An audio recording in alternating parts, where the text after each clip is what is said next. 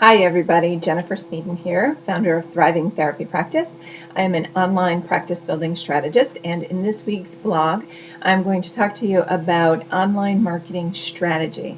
I will tell you that I really wanted to call this blog It Ain't About Your Website, but I was afraid that my mom might watch it, and she is a stickler for grammar, and I'm 45, but if she heard me say ain't, I would be in a lot of trouble. So instead, I'm calling it Crafting Your Online Strategy.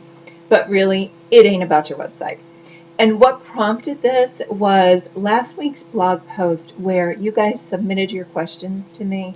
And as I was going through those questions, I realized that this is a very piecemeal process for many of you.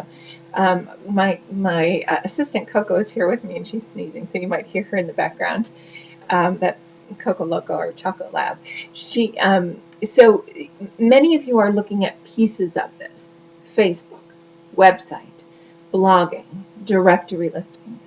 And those are all important, but they are only important within the umbrella of online marketing strategy. And the strategy is 4 steps to it. Most of you are finding that you're trying this and it's not working, or you're trying that and it's not working. And there's a lot of these little pieces, but there's not a cohesive strategy in place. And when I can sit down and work one-on-one with you and build out that strategy, there's some really cool stuff that happens. But since I don't get a chance to sit down and work one-on-one with each of you, I wanted to share it with you in this video here. I've got some notes in front of me that you'll see me referring to. I've also put a really cool cheat sheet where I've given you a diagram of this that you can download on this page. So click to get a copy of that, and you'll be able to see everything that we're going through if you're more of a visual person that way. Okay, so the first step is, to me, if I'm doing this kind of as a dating analogy because I want you to see how all of this goes. It starts with the introduction, and in most cases, I haven't dated in a while, but I think many dating relationships begin in the online dating arena, and in our case, many client relationships begin in the online arena. And in this environment, it's all about social media. Social media is the introduction. It's where you're just connecting with somebody. You're not even sure if you like them or not. You're just in each other's worlds, okay? Now, what happens on a very bad first date is that somebody tries to go way too far on the first date, right? And some of you are trying to go way too far on social media. Think of social media as the introduction. It's a very important way to reach out to people, but you're not going to get to home base there. And if you're trying to, you're probably very frustrated. Part 2 in the dating world is getting to know each other. Is there a fit here? Is this somebody that I could spend some time with? Now, in the online marketing world, that's the website. Your website is your face to the world. So if somebody has seen you on social media, they kind of think they might be attracted to you. And now I'm not talking about in a dating sense, although I'm sure many of you have gotten 1 or 2 of those in your career. But they think you might be a fit for them. They think you might be able to help them with their problem. Now they're going to want to get to know you a little bit better. The way they get to know you a little bit better is through your website, through your blog, through your online listings, through your publications, through your YouTube channel. It's this whole face that you put out to the world, okay? Now, I just listed a bunch of places that people could meet you. Don't worry if you didn't write them all down. I'm going to have them for you in that handout. But even if you have one of those, that's okay. For many of you, that's going to be the website. Some of you that are a little bit more sophisticated, now it's time maybe to bring in video marketing or bring in directory marketing, but this doesn't have to be you build it all overnight. This builds over time. But there's got to be a way for people to feel like they know you. And then after getting to know you, in the dating world, it goes into relationship building. And you've decided this is somebody that you want to spend time with, but you want to get to know them a little bit better. And it's exactly the same in the client development world as well.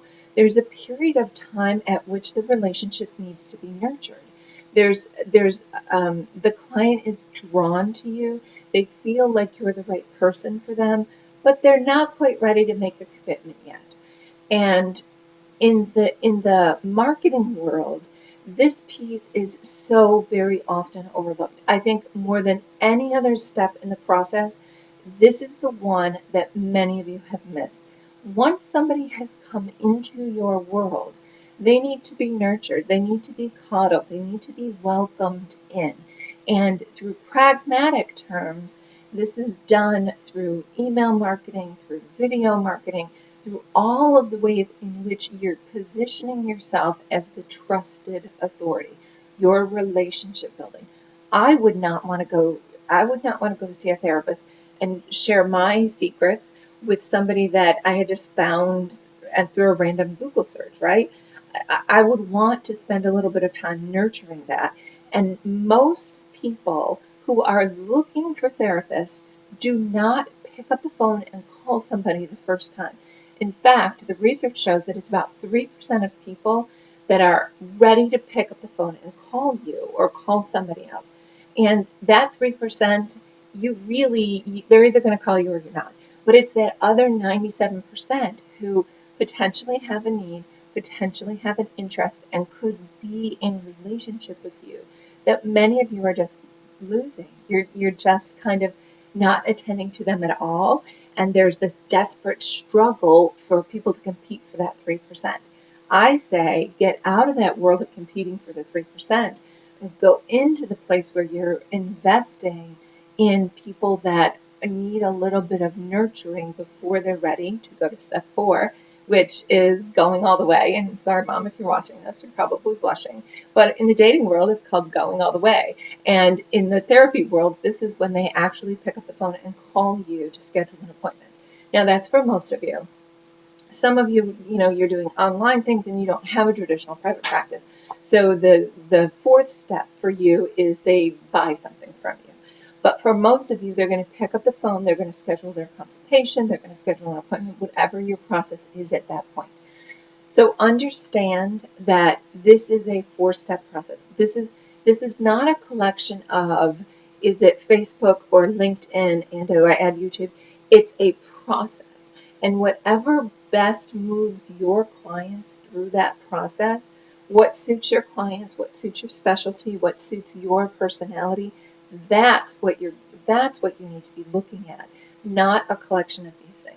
So I hope that helps you understand what I sometimes call the holes in the bucket. If you don't have all 4 of those filled up, you're going to have holes in your bucket and they need to be plugged. So click to download the Filling the Holes in Your Bucket handout, and it's going to walk you through this process that I just described, and you'll be able to figure out where the holes in your bucket are. Thanks, everybody. This is Jennifer Sneeden, founder of Thriving Therapy Practice. I'll see you next time.